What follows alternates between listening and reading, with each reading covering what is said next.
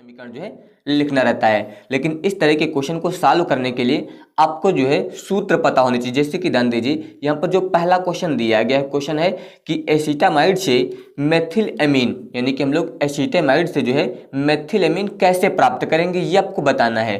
तो यहाँ पर आपको एसिटामाइड की बात हुई है तो एसिटामाइड का आपको सूत्र यहाँ पर पता होना चाहिए, तभी यहाँ पर आप एसिटामाइड से मेथिल एमीन जो है प्राप्त कर सकेंगे। इसलिए आपको यहाँ पर सूत्र जरूर याद रखने हैं, ये आप लोग याद रखिएगा। जैसे कि यहाँ पर बात हुई है एसिटामाइड की, तो इसका सूत्र आपको पता होना चाहिए। इसका सूत्र होता है CH3, इसके अलावा CONH2, तो ये होता है आपका एसिटामाइड, CH3CONH2। इतना हो गया।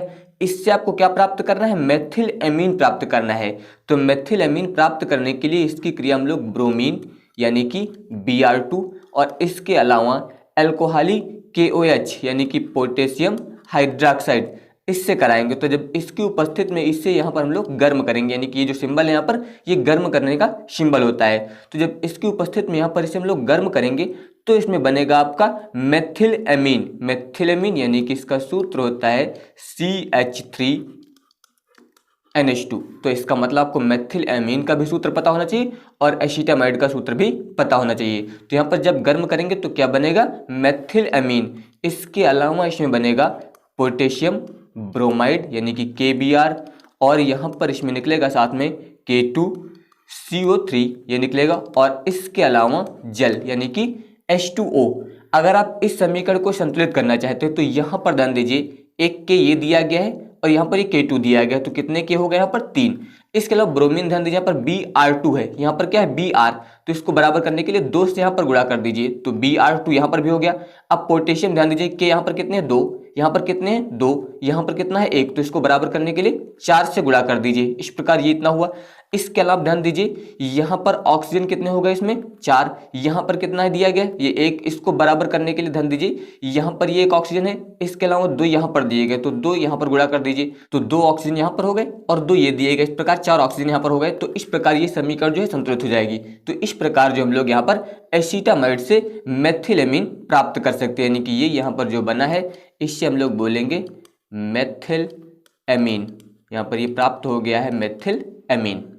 अब इसके बाद ध्यान दीजिए अगला यहाँ पर दिया गया इसमें प्रोपियोनिक अम्ल से एथिल एमीन, प्रोपियोनिक अम्ल, तो इसका सूत्र होता है CH3CH2COOH। इस प्रकार से ये होता है आपका प्रोपियोनिक अम्ल। और याद रखिएगा इसे आप दूसरे प्रकार से भी लिख सकते हैं, यानी कि इसे आप लिख सकते हैं C2H5COOH, ऐसा भी लिख सकते हैं। तो ये हो गया आपका प्रोपियोनिक अम्ल। इससे आपको क्या प्राप्त करना है, एथिल एमीन। तो एथिल एमीन प्राप्त करने के लिए इसकी क्रिया आपको करानी है HN3 से, और यहाँ पर ये जो क्रिया होगी ये H2SO4 की उपस्थिति में होगी, यानी कि सल्फ्यूरिक अम्ल की उपस्थिति में आपको यहाँ पर ये क्रिया करानी है H2SO4 की उपस्थिति में। तो जब H2SO4 की उपस्थिति में क्रिया कराएंगे तो बनेगा आपका एथिल एमीन, यानी कि यहाँ पर बनेगा CH3CH2 इसके अलावा NH2, ये होता है आपका एथिल एमीन। इसके अलावा ध्यान दीजिए यहाँ पर ये निकलेगा CO2, यहाँ से निकल जाएगा आपका CO2, और प्लस यहाँ पर निकलेगा नाइट्रोजन यानी कि N2। इस प्रकार ये जो बना है इसे हम लोग बोलेंगे एथिल एमीन। और यहाँ पर जो बना है इसे आप ऐसा भी लिख सकते हैं, ध्यान दीजिए यहाँ पर दिया गया CH3CH2NH2, इससे आप ऐसा लिख सकते हैं C2H5NH2, यानी कि इस प्रकार से भी आप यहाँ पर इसे लिख सकते हैं। इसी प्रकार से आप यहाँ पर भी इसे लिख सकते थे C2H5 और इसके अलावा COOH, तो ये हो जाता है आपका प्रोपियोनिक अम्ल, और ये यहाँ पर बन गया है एथिल एमीन, यानी कि जो बना है ये है एथिल एमीन। तो इस प्रकार जो हम लोग प्रोपियोनिक अम्ल से एथिल एमीन जो है प्राप्त कर सकते हैं।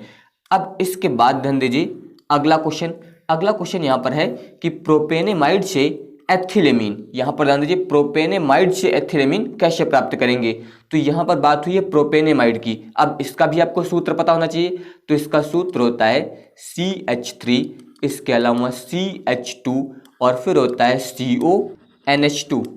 तो ये होता है आपका प्रोपेनेमाइड। इससे आपको क्या प्राप्त करना है, एथिल एमीन। तो प्रोपेनेमाइड से एथिल एमीन प्राप्त करने के लिए इसकी क्रिया जो हम लोग NaOH और इसके अलावा Br2 यानी कि ये होता है सोडियम हाइड्रोक्साइड और ये ब्रोमीन, इन दोनों के मिश्रण की उपस्थिति में इसे जब हम लोग यहाँ पर क्रिया कराएंगे तो यहाँ पर बनेगा आपका एथिल एमीन यानी कि C2H5NH2, ये होता है आपका एथिल एमीन। या फिर इससे आप ऐसा लिख सकते हैं CH3, इसके अलावा CH2NH2, ये आपका क्या बन गया है एथिल एमीन। तो ये आपको यहाँ पर दिया गया है प्रोपेनेमाइड और इससे यहाँ पर ये बन गया है आपका एथिल एमीन। तो प्रोपेनेमाइड से एथिल एमीन प्राप्त करने के लिए इसकी क्रिया जो हम लोग सोडियम हाइड्रोक्साइड और ब्रोमीन के मिश्रण की उपस्थिति में कराते हैं तो यहाँ पर बनता है आपका एथिल एमीन। अब इसके बाद ध्यान दीजिए अगला यहाँ पर दिया गया इसमें बेंजोइक अम्ल से एनिलीन, यानी कि बेंजोइक अम्ल से आप एनिलीन कैसे प्राप्त करेंगे। तो यहाँ पर बात हुई है अब की बार बेंजोइक अम्ल की, तो इसका सूत्र होता है बेंजोइक अम्ल का C6H5COOH, ये होता है आपका बेंजोइक अम्ल।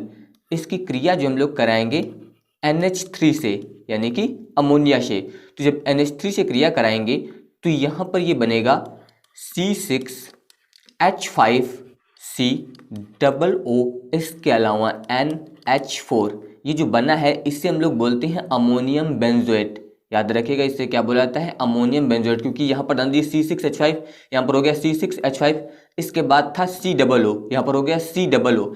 अब यहाँ पर ये एक H दिया था और इसके अलावा यहाँ पर क्या था NH3, तो H3 था, ये वाला H मिलके कितना हो जाएगा 4, तो वही यहाँ पर लिख दिया गया NH4। तो ये बन गया आपका अमोनियम बेंजोएट, इससे आप बोलेंगे अमोनियम बेंजोएट। तो ये हो गया अमोनियम बेंजोएट। अब इसे हम लोग फिर से गर्म करेंगे, तो जब इससे गर्म किया जाएगा तो इससे जल जो है वो निकल जाएगा, यानी कि H2O जो है इससे निकल जाएगा। और जब यहाँ से जल निकल जाएगा तो ये बनेगा फिर C6H5CONH2, इससे हम लोग बोलते हैं बेंजेमाइड। ये यहाँ पर जो बना है इससे बोला जाता है बेंजेमाइड, इतना बनेगा। अब इसके बाद जो है इसकी क्रिया हम लोग कराएंगे Br2 यानी कि ब्रोमीन और इसके अलावा पोटेशियम हाइड्रोक्साइड के मिश्रण से KOH। तो जब इन दोनों के मिश्रण से इसकी क्रिया कराएंगे तब इसमें आपका बनेगा एनिलीन यानी कि C6H5, इसके अलावा NH2, ये होता है एनिलीन। और इसमें साथ में यहाँ पर जो है निकलेगा K2CO3 यानी कि पोटेशियम कार्बोनेट और इसके अलावा इसमें बनेगा KBr यानी कि पोटेशियम ब्रोमाइड। इस प्रकार से ये बनेगा और इसको जब हम लोग संतुलित करेंगे तो यहाँ पर जो है 2 से गुणा भी हो जाएगा इस प्रकार से। तो यहाँ पर ध्यान दीजिए ये लिया गया था आपका बेंजोइक अम्ल और ये यहाँ पर बन गया है एनिलीन, तो ये यहाँ पर बन गया एनिलीन। तो बेंजोइक अम्ल से जो है एनिलीन आप इस प्रकार से प्राप्त करेंगे। अब इसके बाद ध्यान दीजिए अगला यहाँ पर लिया गया है कि एसीटोन से मेसिटिलीन, यानी कि एसीटोन से जो है आप मेसिटिलीन किस प्रकार प्राप्त करेंगे। तो यहाँ पर एसीटोन की बात हुई है, एसीटोन का सूत्र होता है CH3, इसके अलावा COCH3, तो ये हो जाएगा एसीटोन, यानी कि ये यहाँ पर क्या प्रयोग किया गया है एसीटोन CH3COCH3। यहाँ पर एसीटोन के हम लोग 3 अणु जो है प्रयोग करेंगे और इसकी क्रिया जो है करानी है आपको सांद्र H2SO4 से। यहाँ पर इसकी क्रिया आप कराएंगे सांद्र H2SO4 से। तो जब सांद्र H2SO4 से इसकी क्रिया कराएंगे तो इसमें बनेगा C6H3, इसके अलावा होता है CH3 का होल थ्राइस। तो ये जो बना है इसे ही हम लोग बोलते हैं मेसिटिलीन। इसे आप दूसरे प्रकार से भी बना सकते हैं। ध्यान दीजिए यहाँ पर ये जो बना है C6H3CH3 का होल थ्राइस, इससे आप कैसे बनाएंगे। ध्यान दीजिए यहाँ पर आपको बनानी है बेंजीन रिंग, इस प्रकार से आप बनाएंगे यहाँ पर बेंजीन रिंग, ये हो गई। अब इसमें ध्यान दीजिए यहाँ पर होता है CH3, इसके अलावा एक CH3 यहाँ पर होगा और एक CH3 यहाँ पर होगा। तो ये जो बना है इससे बोला जाता है मेसिटिलीन, ये आप लोग याद रखिएगा, ये यहाँ पर है मेसिटिलीन। तो आप इसे इस प्रकार से भी बना सकते हैं या फिर ऐसे लिख सकते हैं C6H3, यहाँ पर CH3 का होल थ्राइस। तो ये यहाँ पर इसका सूत्र हो जाएगा और ये यहाँ पर इसका संरचना सूत्र हो जाएगा। इस प्रकार से भी आप यहाँ पर इसे बना सकते हैं। अब इसके बाद अगला यहाँ पर है फॉर्मेल्डिहाइड से यूरोट्रोपिन, जिसे हम लोग बोलते हैं हेक्सामेथिलीन टेट्राएमीन, ये कैसे प्राप्त करेंगे? तो यहाँ पर फॉर्मेल्डिहाइड की बात हुई है। फॉर्मेल्डिहाइड का सूत्र होता है HCHO, ये हो जाएगा आपका फॉर्मेल्डिहाइड। इसकी क्रिया आपको करानी है अमोनिया से, यानी कि NH3 से। तो जब NH3 से इसकी क्रिया कराएंगे तो यहाँ पर बनेगा CH2 का होल 6, इसके अलावा N4 और साथ में इसमें जल निकलेगा यानी कि H2O। तो ये यहाँ पर जो बना है इससे ही हम लोग बोलते हैं हेक्सामेथिलीन टेट्राएमीन, या फिर आप बोल सकते हैं यूरोट्रोपिन। चाहे तो आप यूरोट्रोपिन बोल दीजिए या फिर इसे ही आप बोल सकते हैं हेक्सामेथिलीन टेट्राएमीन। तो यहाँ पर ये जो समीकरण है इससे आपको संतुलित करना पड़ेगा, क्योंकि यहाँ पर CH2 का होल 6 दिया गया और यहाँ पर N4 दिया गया है, यानी कि N कितने हैं 4। तो यहाँ पर N बराबर करने के लिए 4 से गुणा करना पड़ेगा पहले तो आपको। इसके बाद ध्यान दीजिए, जब यहाँ पर 4 से गुणा कर देंगे तो हाइड्रोजन कितने हो जाएंगे, 4 थे 12 हाइड्रोजन हो गए इस जगह पर। तो इसको 12 करने के लिए यहाँ पर आप 6 से गुणा कर दीजिए, 6 दूनी 12, इस प्रकार से यहाँ पर हो जाएंगे। इसके अलावा ध्यान दीजिए यहाँ पर हाइड्रोजन कितने हैं, H2 दिया गया है, इस प्रकार से यहाँ पर है H2, और यहाँ पर जब इसका गुणा करेंगे तो 6 दूनी 12 हाइड्रोजन यहाँ पर भी है। इसमें ध्यान दीजिए एक H और एक H, 2 H हैं। जब यहाँ पर आप 6 से गुणा कर देंगे तो यहाँ पर भी 12 हो जाएंगे। इस प्रकार से आप इस समीकरण को संतुलित कर सकते हैं। अब इसके बाद ध्यान दीजिए अगला क्वेश्चन यहाँ पर है फेनिल साइनाइड से बेंजोइक अम्ल, यानी कि फेनिल साइनाइड से बेंजोइक अम्ल कैसे प्राप्त करेंगे? तो यहाँ पर फेनिल साइनाइड की बात हुई है, तो फेनिल साइनाइड का आप सूत्र यहाँ पर लिखेंगे। ध्यान दीजिए यहाँ पर आपको बनानी है बेंजीन रिंग, इस प्रकार से ये हो जाएगी बेंजीन रिंग, और इसमें यहाँ पर लग जाएगा CN, इससे हम लोग बोलते हैं फेनिल साइनाइड। इस फेनिल साइनाइड का आपको करना है जल अपघटन, तो इसमें बन जाएगा बेंजोइक अम्ल। इसी प्रकार से आपको यहाँ पर बना देनी है बेंजीन रिंग, ये हो जाएगी। और अब यहाँ पर आ जाएगा COOH, तो ये जो बन गया है इसे हम लोग बोलते हैं बेंजोइक अम्ल, और ये जो आपको दिया गया ये होता है फेनिल साइनाइड। तो जब फेनिल साइनाइड का हम लोग जल अपघटन करते हैं तो इसमें क्या बनता है, बेंजोइक अम्ल बनता है। इसके बाद ध्यान दीजिए अगला यहाँ पर है बेंजोइक अम्ल से बेंजीन, यानी कि बेंजोइक अम्ल से हम लोग बेंजीन कैसे प्राप्त करेंगे? तो बेंजोइक अम्ल, इसका यहाँ पर आप संरचना सूत्र बनाएंगे तो इस प्रकार से यहाँ पर हो जाएगी बेंजीन रिंग, इसमें यहाँ पर होगा COOH, ये हो जाएगा आपका बेंजोइक अम्ल। इसकी जो क्रिया होती है वो NaOH यानी कि सोडियम हाइड्रोक्साइड, इसके अलावा कैल्शियम ऑक्साइड यानी कि CaO के मिश्रण की उपस्थिति में जब यहाँ पर क्रिया कराएंगे तो इसमें बनता है बेंजीन। यहाँ पर बन जाएगा इसमें बेंजीन, तो ये यहाँ पर बन गया बेंजीन और ये यहाँ पर दिया गया बेंजोइक अम्ल। तो बेंजोइक अम्ल से बेंजीन प्राप्त करने के लिए इसकी क्रिया हम लोग सोडियम हाइड्रोक्साइड इसके अलावा कैल्शियम ऑक्साइड के मिश्रण से कराते हैं, तो यहाँ पर बन जाता है आपका बेंजीन। अब इसके बाद ध्यान दीजिए अगला है एसिटल्डिहाइड से क्लोरल, यानी कि एसिटल्डिहाइड से आप क्लोरल कैसे प्राप्त करेंगे? तो यहाँ पर एसिटल्डिहाइड की बात हो रही है, तो एसिटल्डिहाइड का सूत्र होता है CH3CHO, ये होता है आपका एसिटल्डिहाइड। इसकी क्रिया आपको करानी है C6H5Cl से, और यहाँ पर C6H5Cl के 2 अणु लिए जाएंगे। तो जब इससे आप क्रिया कराएंगे तो यहाँ पर बनेगा Cl3CCH, इसके अलावा C6H6Cl का होल ट्वाइस और प्लस साथ में इसमें निकलेगा जल। तो ये यहाँ पर जो बना है इसे ही हम लोग बोलते हैं क्लोरल। Cl3 इसके अलावा CH और फिर यहाँ पर हो जाएगा C6H6Cl का होल ट्वाइस, इतना होगा। तो यहाँ पर ध्यान दीजिए ये क्या बना है आपका क्लोरल बन गया है, और इसके अलावा इसमें जल निकलेगा, और ये आपको यहाँ पर दिया गया है एसिटल्डिहाइड। अब इसके बाद ध्यान दीजिए अगला क्वेश्चन यहाँ पर लिया गया है कि एसीटोन से प्रोपेन टू ऑल कैसे प्राप्त करेंगे आप? एसीटोन, तो एसीटोन का सूत्र होता है CH3 इसके अलावा C यहाँ पर होता है CH3 डबल बॉन्ड O, ये होता है आपका एसीटोन। इससे आपको प्राप्त करना है प्रोपेन टू ऑल, और प्रोपेन टू ऑल प्राप्त करने के लिए यहाँ पर इसका जो हम लोग अपचयन करेंगे, और अपचयन करने के लिए यहाँ पर आपको अपचायक की आवश्यकता होगी। तो अपचायक हम लोग प्रयोग करेंगे यहाँ पर लिथियम एल्यूमिनियम हाइड्राइड यानी कि LiAl, इसके अलावा H4 ये होता है लिथियम एल्यूमिनियम हाइड्राइड, ये एक अपचायक है। तो जब यहाँ पर इसका हम लोग अपचयन करेंगे तो यहाँ पर जब ये एसीटोन अपचयित होगा तो CH3 यहाँ पर आ जाएगा CH और यहाँ पर हो जाएगा CH3। यहाँ पर जो डबल बॉन्ड था, एक H यहाँ पर जुड़ गया है और यहाँ पर था O, एक H यहाँ पर आके जुड़ जाएगा आप चेन में। तो यहाँ पर ये जो बन गया है इसे हम लोग बोलते हैं प्रोपेन टू ऑल। यहाँ पर ये जो बना है इससे आप बोलेंगे प्रोपेन टू ऑल, यानी कि CH3 CH CH3। तो यहाँ पर दूसरे नंबर पर ये OH समूह जुड़ा है, यानी कि ऑल समूह जुड़ा हुआ है, इसलिए यहाँ पर ये हो जाएगा प्रोपेन टू ऑल। 3 कार्बन है इसलिए प्रोपेन, दूसरे नंबर पर जुड़ा है ऑल, इसलिए प्रोपेन टू ऑल। इस प्रकार से ये बन जाएगा। अब इसके बाद ध्यान दीजिए अगला यहाँ पर है कि फॉर्मिक अम्ल से एथिल फॉर्मेट, यानी कि फॉर्मिक अम्ल से आप एथिल फॉर्मेट कैसे प्राप्त करेंगे। तो इसके लिए ध्यान दीजिए फॉर्मिक अम्ल का सूत्र होता है HCOOH, ये हो जाएगा फॉर्मिक अम्ल।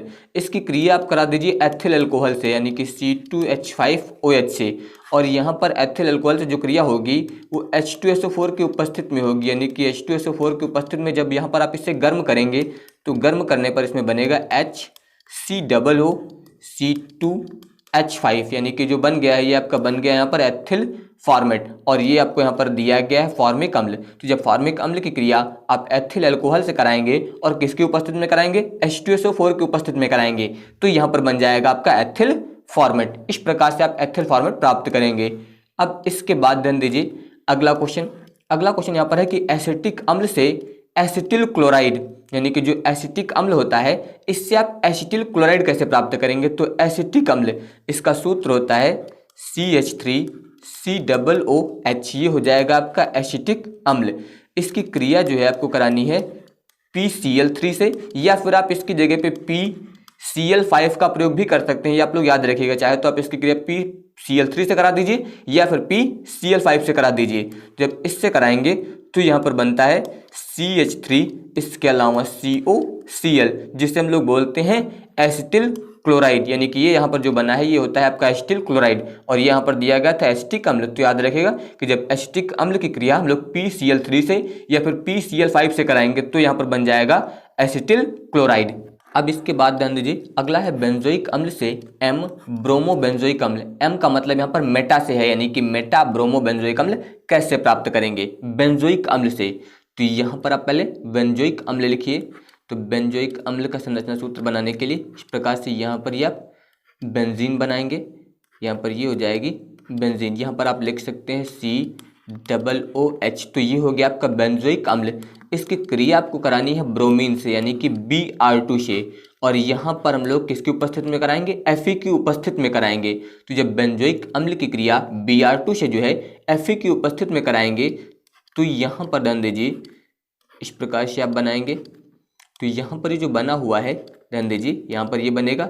इसके अलावा ध्यान दीजिए यहाँ पर आपको दिया गया था COOH, इतना तो दिया ही गया था। इसमें जो मेटा पोजीशन होती है इस मेटा पोजीशन पर आके जुड़ जाएगा आपका Br, यानी कि ये कहाँ पर जुड़ा हुआ है, मेटा पोजीशन पर जुड़ा हुआ है, क्योंकि एक आर्थो पोजीशन होती है, एक मेटा होती है और एक पैरा पोजीशन होती है। तो ये Br जो जुड़ा हुआ है ये मेटा पोजीशन पर जुड़ा हुआ है, इसलिए इसे हम लोग बोलेंगे मेटा ब्रोमो बेंजोइक अम्ल, यानी कि मेटा पोजीशन पर क्या जुड़ा हुआ है, ब्रोमो जुड़ा हुआ है। तो मेटा ब्रोमो बेंजोइक अम्ल इस प्रकार से आप यहाँ पर प्राप्त करेंगे।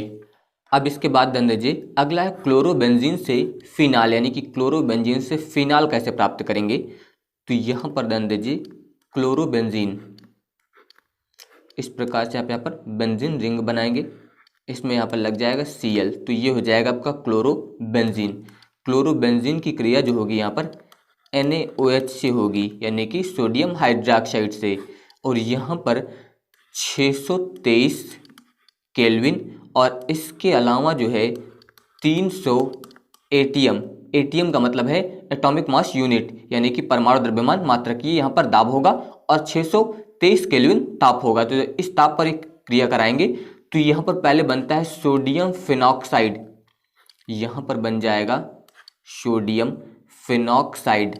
ये जो बना है इससे हम लोग बोलते हैं सोडियम फिनॉक्साइड, यहाँ पर हो जाएगा सोडियम फिनॉक्साइड। तो यहाँ पर पहले बनेगा सोडियम फिनॉक्साइड, इसकी क्रिया आप फिर से कराएंगे HCl से, यानी कि जब HCl से इसकी क्रिया कराएंगे तो यहाँ पर बनेगा फिर इस प्रकार से, यहाँ पर ये हो जाएगी बेंजीन रिंग, और इसमें ऊपर यहाँ पर जुड़ जाएगा OH, यानी कि ये आपका हो जाएगा फिनॉल। तो याद रखिएगा, जब हम लोग क्लोरोबेंजीन की क्रिया NaOH से कराएंगे तो पहले बनेगा सोडियम फिनॉक्साइड, इसके बाद जब इसकी क्रिया फिर से HCl से कराई जाएगी तब इसमें आपका बनेगा फिनॉल। इसके बाद ध्यान दीजिए, अगला है फिनॉल से पिक्रिक अम्ल, यानी कि फिनॉल से आप पिक्रिक अम्ल कैसे प्राप्त करेंगे। तो फिनॉल यहाँ पर ध्यान दीजिए, इस प्रकार से आप फिनॉल का सूत्र लिखेंगे, ये हो गई बेंजीन रिंग, यहाँ पर लग जाएगा OH, तो ये हो गया आपका फिनॉल। इसकी जो क्रिया करानी है आपको, ये यहाँ पर क्रिया होगी सांद्र HNO3 से और प्लस सांद्र H2SO4। तो यहाँ पर जो है आपको सांद्र HNO3, इसके अलावा सांद्र H2SO4 का मिश्रण प्रयोग करना है। जब इस मिश्रण की उपस्थिति में यहाँ पर इससे आप गर्म करेंगे तो यहाँ पर ध्यान दीजिए, जब आप इससे गर्म करेंगे तो यहाँ पर दिया गया था आपको OH। अब एक NO2 यहाँ पर आके जुड़ेगा, एक NO2 यहाँ पर जुड़ जाएगा और एक NO2 यहाँ पर जुड़ जाएगा। तो ये जो बना है इससे हम लोग बोलते हैं पिक्रिक अम्ल, इसे बोला जाता है पिक्रिक अम्ल। इसके अलावा ध्यान दीजिए, अगर नंबरिंग करेंगे तो 1 2 3 4 5 6 इस प्रकार से नंबरिंग करेंगे। तो एक NO2 जुड़ा है दूसरे नंबर पर, एक NO2 है चौथे नंबर पर और एक है छठवें नंबर पर। तो इससे आप बता सकते हैं 2 4 6। इसके अलावा ट्राई नाइट्रोफिनॉल, इससे आप बोलेंगे ट्राई नाइट्रोफिनॉल। इस प्रकार से भी आप बता सकते हैं 2 4 6 ट्राई नाइट्रोफिनॉल, यहाँ पर ये फिनॉल लिखा हुआ है। इस प्रकार से आप ये अभिक्रियाएं जो है कर सकते हैं। तो आज के इस लेक्चर में जितनी भी अभिक्रियाएं आपको बताई गई हैं ये सभी बहुत ही महत्वपूर्ण है, यानी कि जितने भी समीकरण प्रयोग किए गए हैं ये सभी बहुत ही महत्वपूर्ण हैं और ये अक्सर बोर्ड पेपर में रिपीट होते रहते हैं, इसलिए आप इन्हें जो है बहुत ही अच्छे से तैयार करिएगा।